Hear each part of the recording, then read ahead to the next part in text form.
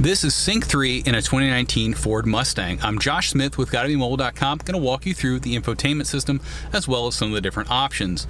Sync 3 is very responsive. It has some really nice features, and it also supports Apple CarPlay and Android Auto. I'll show you a little bit about that here in a few minutes. So let's start with the home screen. What's great about this is we're able to see a map so that we can see our navigation, we can see where we're at, we can see our audio system, as well as the phone that we have paired, and in this case, I can turn on my heated steering wheel if I want to. Now from there, I can go into audio, and here's where I can choose my sources. So there's a variety of options. You have AM, FM, Sirius XM, and I also have Bluetooth. If I plug my phone in, I'll have that option there as well, and it'll default to CarPlay when I plug that in. If I go over to climate, you can see that I have options for dual climate. I can control everything up there. I also have buttons to control that right down below the screen. So there's a little bit of duplication there, which is handy, so you don't have to always go to the screen if you want to control your climate. On the phone screen, we have a variety of options. We can see our recent calls. We can turn on Do Not Disturb, which is really handy if you're going to be driving spiritedly in a Mustang and you don't want calls to interrupt you. We can also go to text messages, and we can try and set that up. This all depends on the phone you have and whether or not it will send text messages. But if you're concerned about those, you're most likely going to want to plug in so that you have Android Auto and Apple CarPlay.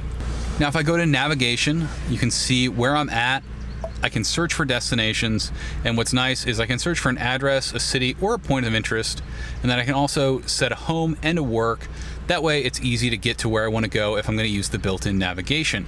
With Sync 3, you're going to get map updates all the time. There's no extra charge, so it's something that you can actually use, unlike in some cars where you might have to pay for the most recent maps. This will constantly update, similar to using your phone.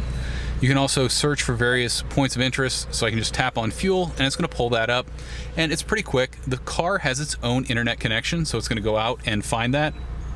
And in this case, I can even see the gas price at our local speedway. If I go over to settings, you can see that I can control my sound, so that I can adjust the sound how I want, including balance fade, speed compensate the volume, and occupancy mode, so that I can choose where I want the sound to be focused. There's also a variety of other options throughout here. We can set up FordPass Connect, where we have a vehicle hotspot, so that I can share this access with my phone, with an iPad or something like that, and it works out really nicely. Some other options that we have are we can set CarPlay and Android Auto preferences.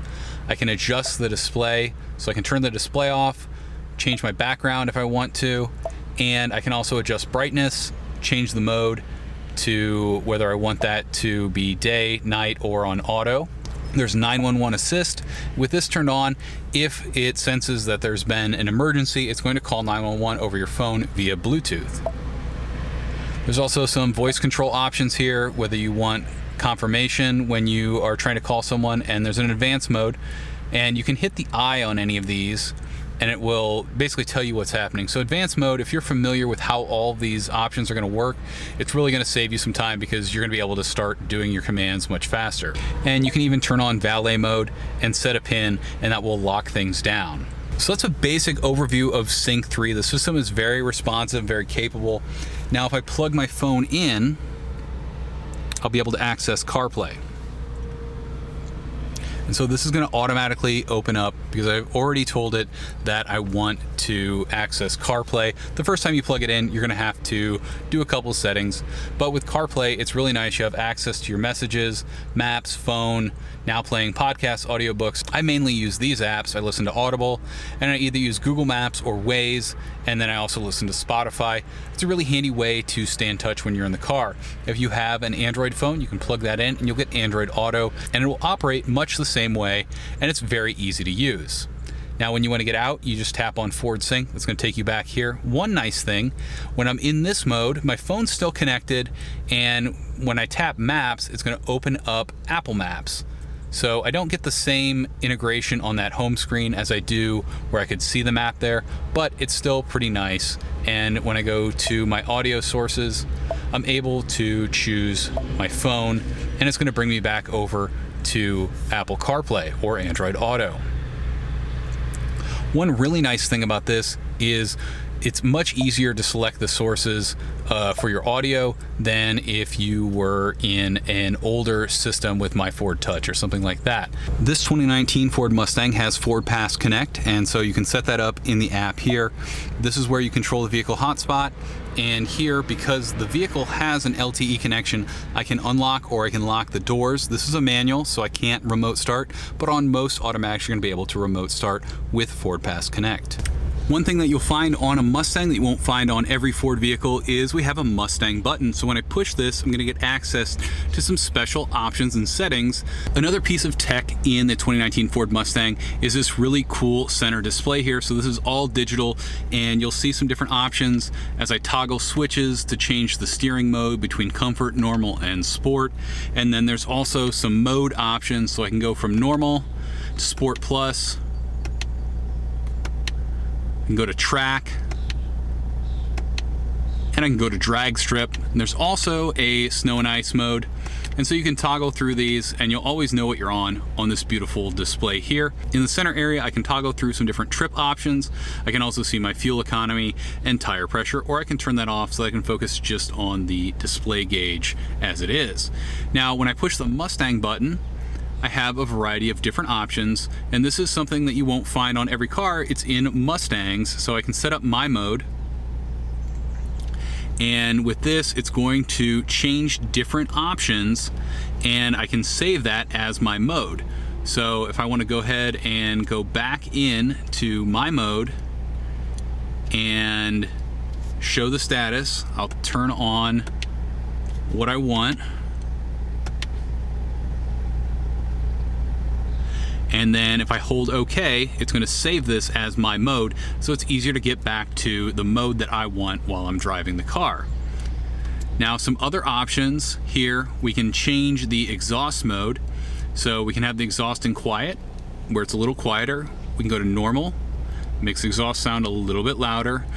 There's sport mode, makes it louder still. And then track mode, which is for track use only, that really makes the exhaust a lot louder.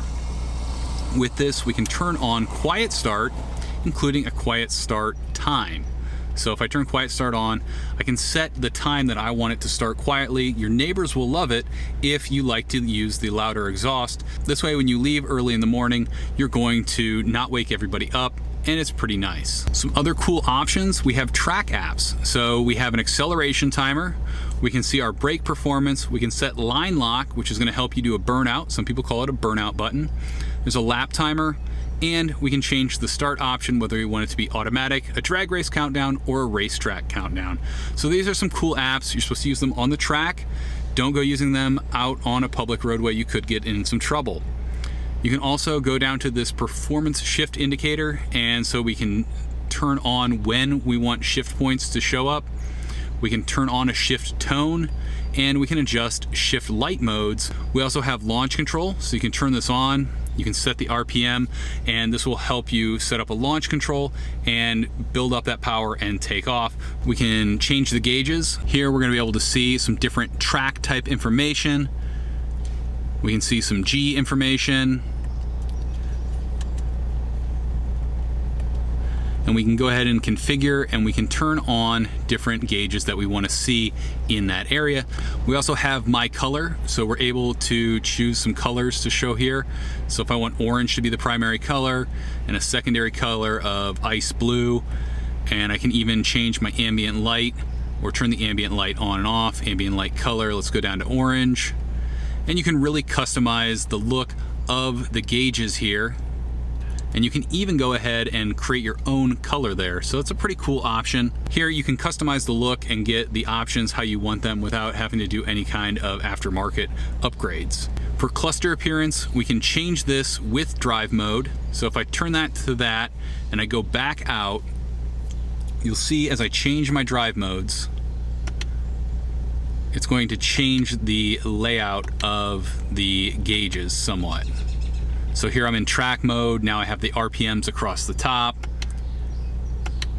If we go to drag strip, it'll be similar. You get way better access to see your RPMs in these modes.